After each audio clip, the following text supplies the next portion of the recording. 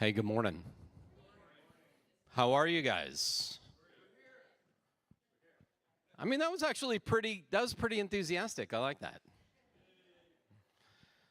I think you probably all know that you're in for something different today. If you don't know, this is my opportunity to tell you you're in for something a little bit different today. Our church is 150 years old this year in 2025. We think that's pretty cool. I haven't been here that whole time, but we think that's pretty cool. And starting back in 2017, we started doing these sort of re-envisioning processes. In 2017, that was a long process because this church had been struggling to not change, doing everything it possibly could to not change for the better part of 50 years, which meant that it was slowly dying. And so in 2017, we said maybe we should just embrace death and become something different. And that was our first sort of mission process. And then we did it again 3 years later, right after the pandemic shutdown, which was interesting, but actually turned out to be the right thing for us to do during the pandemic. We sort of re-envisioned our future again. And here we are 5 years later doing it again. So we do this about every 5 years because we think churches need to embrace change. So that's why you're here. You're here today to help us re-envision, hey guys, good morning, to help us sort of ask the question, what kind of church do we want to be in 2030? And then move intentionally towards that. I'm excited about this because maybe one of my favorite stories in Scripture is from Acts chapter 15. Some of you might know that Acts chapter 15 tells the story of the first church council. Church councils in history were generally convened to solve problems that were being caused by problem churches. And so the very first conference that was convened to solve a problem that was being caused by a bunch of followers of Jesus was in Acts chapter 15. And the problem was there were a bunch of churches that were allowing non-Jewish people to worship. And that created enormous controversy because a good part of the church thought, well, if you're going to be a follower of Jesus who was a rabbi, a Jewish rabbi, then you should be Jewish. And if you're a male, you should get circumcised, and whoever you are, you should practice certain celebrations and holidays and eat certain things and not eat other things. And Gentiles didn't want to do that. They really didn't want to get circumcised. And so it kicked off this council where all of the church folks came together to debate about this problem that was being caused. And the reason I love that story is because the problem wasn't caused by the Christians in Rome or the Christians in Galatia or the Christians in Corinth. The problem was caused by the Spirit of God. The Spirit of God was moving with Gentiles. Gentiles' lives were showing the love and the goodness that Jesus taught about. And so at the end of the day, that first Jerusalem council said, who were we to argue with what God's doing? So I want to share that story with you again today because my sincere hope is that come 2030, we will be in trouble. That somebody will be frustrated with us. That maybe in San Diego, they would convene a council to solve the problem that is the Oceanside Sanctuary. Because we refused to not follow where the Spirit of God was going. And that caused problems, right? In the words of John Lewis, the great former senator, good trouble, right? So what kind of good trouble could we cause by 2030? I'm going to go ahead and a couple of things. Number one, you guys got some handouts. Please hold on to those so that you're oriented to what's going on today. The second thing I want to share with you very, very briefly is that next Saturday is Pride by the Beach in our queer committee. There's Mary Sisti back there, who's one of the heads of our queer committee. Our church always has a booth at Pride by the Beach. It's organized by the Queer Committee, and they don't have enough volunteers. So if you would be willing to help with the Queer Committee, please let Mary know, or please let me know, or please scan the QR code and sign up, or let Janelle know, or whoever. And then the last thing is I want to invite Ron Dwyer-Voss to come on up. Ron Dwyer-Voss is a member here. Yeah, you can applaud. Yeah. Ron and his wife Sue are members here, and Ron does what we're doing here today. Ron does this for the biggest philanthropic organizations in the country, right? He helps foundations like the Ford Foundation envision the future. And so I said, you need to do that for us and give it to us at a good guy rate. And he was like, I'll do it for free. So it's very generous. Thank you. Thank you. So we're using a process here in Lab you've already started. How many had a chance to fill out the survey that went out a couple months ago? All right, great. So that was what we called was part of the discovery process. In this, we're using what's called an appreciative inquiry process to figure out what's great about Oceanside Sanctuary, what are we good at, and let that inform what we should do in the future. So I think we had 80 or 90 people respond to that survey, which was really great. And you got this handout on the way in. This sort of summarized the findings of people who participate in the life of Oceanside Sanctuary felt Oceanside Sanctuary was all about. Inclusive, welcoming, and diverse. Social justice, service, and action.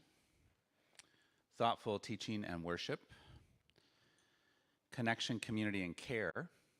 And then there was a whole strand that kind of was inside all of these, which was about balancing growth with mission and ministry. We love what we have. We know there's a lot of people who could use it, who might not have had an opportunity to experience a church like this. And so we want to be available to them, and we want to still know everybody, right? The great growth dilemma. How do you be more and still be intimate with everybody? Then Jason, Janelle, the staff and the council interviewed external stakeholders, people we partner with or know from politics, from schools, from other social service agencies, other churches, and asked them, what do you think of Oceanside Sanctuary? When it's at its best, what's it doing? What should it think about going into the future? And wonderfully, because this is where I lose sleep, is when that's a lot different than what the people inside think. But what was really great is they thought similar things. And so what we have today to work on is 4 themes that have bubbled up as the core, what we call the positive core of Oceanside Sanctuary Church.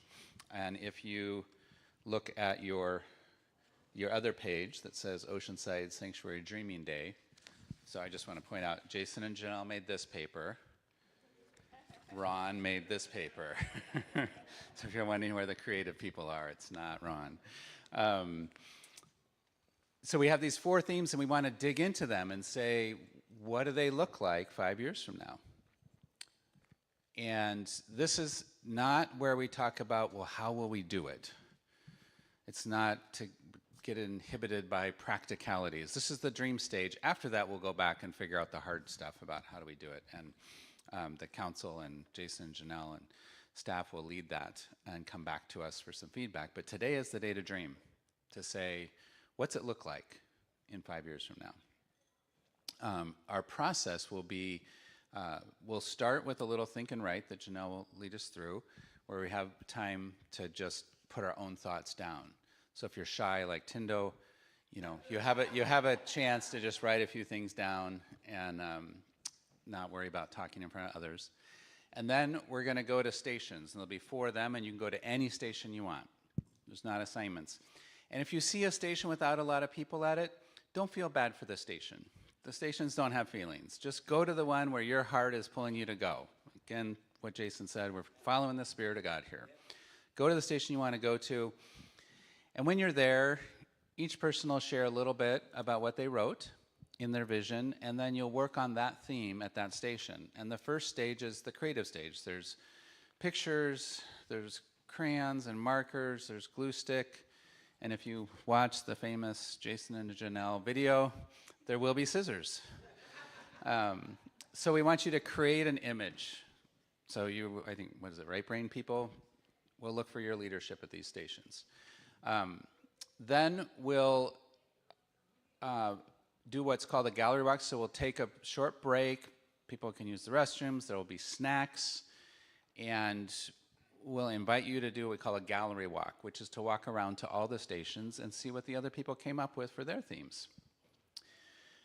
When you're in your stations, we'll ask you to designate a person or two to sort of host your station during the gallery walk and interpret your art to others, in case it's not obvious.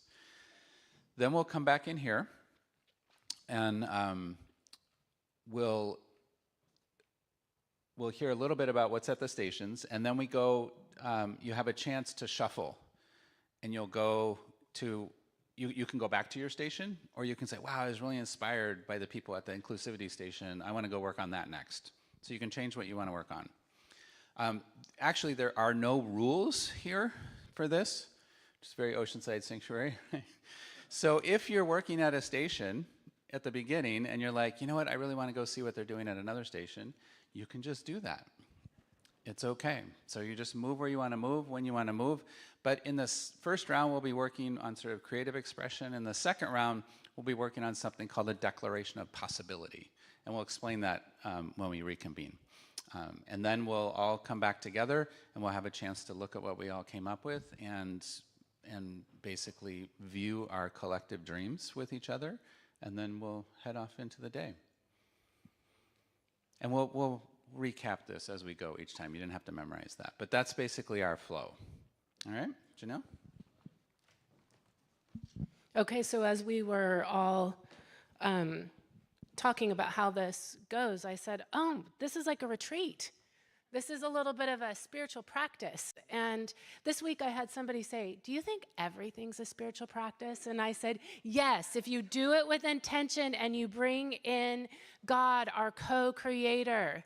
So today, I hope that you see this time together, getting to know somebody new, maybe, as a place where we can dream, bring the divine into our hearts, and do this together as a spiritual practice. Maybe it will show you something new about your own passions, your own desires for life or for purpose. Maybe your own purpose right here working in community. So we are going to take a few minutes of prayer, and then I'm going to ask you to imagine. And I don't know, I always think about Barney.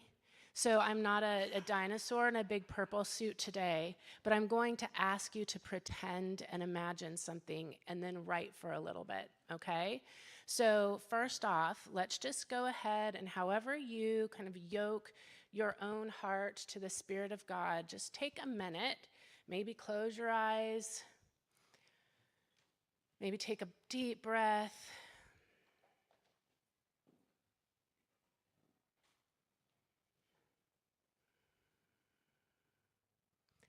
God, you promise us in Scripture that we will dream dreams.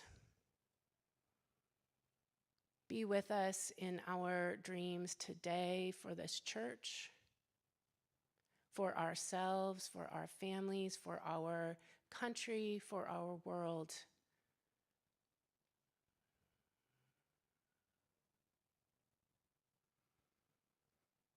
Let us meet new people today. Let us build friendships.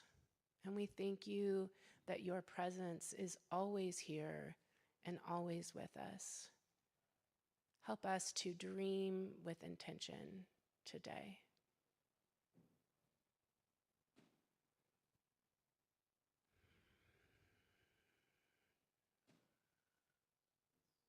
Amen. Okay, so are you ready to imagine? I'd like you to imagine that it is November 2030, and a New York Times reporter on a week-long family vacation is in Oceanside, and she hears about the Oceanside Sanctuary. She's very curious and thinks there is a story there. The reporter's 18-year-old son is a TikTok and Instagram influencer. We've really got some people here. What do they observe? Write about, what do they record? What good trouble is this congregation getting into that makes it stand out and feel different from other churches? What is our unique gifts and abilities?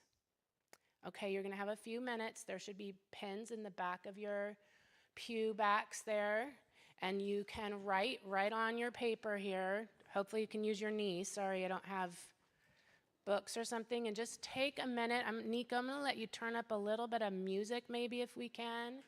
And just take a few minutes and write. What does this reporter see? What does their teenage son see?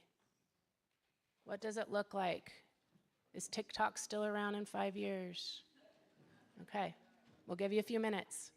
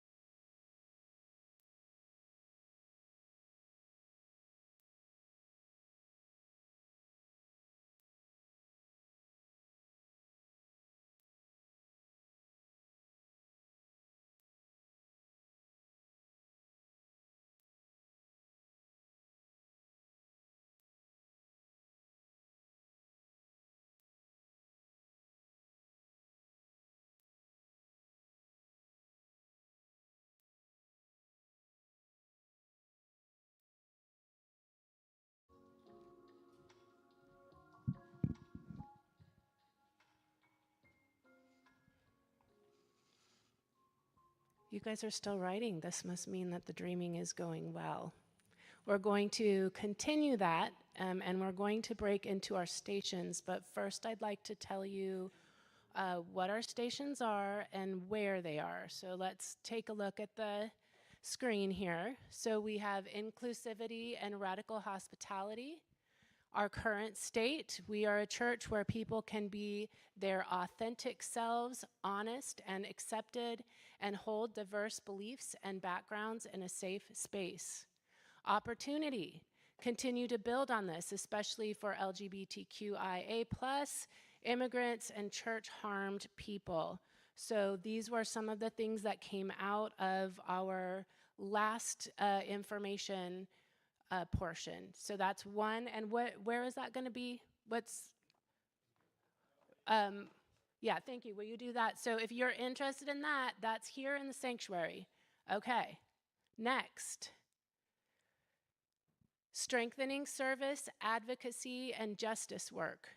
Current state, we are at our best when we are practicing Jesus' teaching, engaged with and addressing the political context, caring, giving, advocating, and organizing. Opportunity, continue to build on this, especially in areas of housing, homelessness, food insecurity, economic insecurity, and injustice. And that is going to be in the library, which is through the cafe and to the back. Okay. Spirituality and congregational community. We value spiritual growth with our current state, mutual care, small groups, online classes, and deeper connections with each other and neighbors in the community. We value our teaching, time for holding space, addressing hard topics, meaningful discussions, special Sundays like Pride, MLK, etc., and having dialogue with humanity. These are all your words, y'all. Our opportunity. Continue to build on this with small groups, faith formation, spiritual practices, teaching, and space for questioning. And that is going to be in the Sunday school room. So I know we have lots of Sunday school rooms. That is the back room behind the cafe. Okay. And then group 4, community engagement, visibility, and presence. Our current state, we are well received in our community. Religious, nonprofit, and government leaders are aware of us and value OSC's presence. People find us through community events and partners as well as friends and neighbors. Our opportunity. How do we continue our relationship with the community? Where do we expand, deepen, retract? How do we reach out and offer what we have to more people while keeping our sense of intimacy? So that's in the cafe. Okay, so we'll leave this up for a minute. There's also a sign out here if you aren't sure again. For those that are remaining in the sanctuary, we'll have tables down here. And are you ready? We'll call you back in here in a bit. But you have about 25 minutes to use scissors and glue and write with a marker. So kind of get into your creative space.